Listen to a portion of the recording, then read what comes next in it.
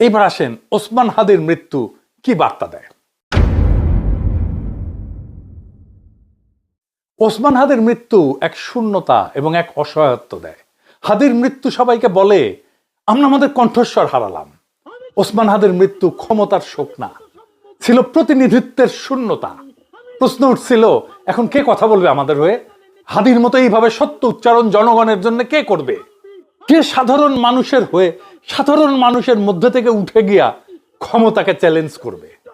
হাদির জানাজায় এসছিল মূলত তরুণেরা আসছিল হাদির আদর্শ থেকে আদর্শ গ্রহণ করতে। ওইটা একটা ইতিহাসের শুরু।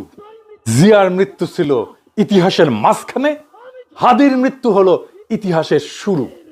হাদির যেরকম মৃত্যু ছিল একই ধরনের মৃত্যু ছিল মার্টিন লুথার কিং এর। এই দুইজনের মৃত্যুতেই তৈরি হয়েছিল একটা প্রতিনিধিত্বের ভ্যাকুয়াম, শূন্যতা। দুইজনেই ক্ষমতার শীর্ষেও ছিলেন না, রাষ্ট্রের আনুষ্ঠানিক কেন্দ্রেও ছিলেন না, কিন্তু সাধারণ মানুষের ভাষার প্রতিনিধি ছিলেন। তাদের মৃত্যুতে ক্ষমতার ভারসাম্য বদলায়নি, কিন্তু জনগণের মধ্যে তার কণ্ঠস্বর হারানোর শোক তৈরি হয়েছে। মানুষ প্রশ্ন করছে অসহায়ের মতো, উনি না থাকলে এই কথাগুলো কে বলবে?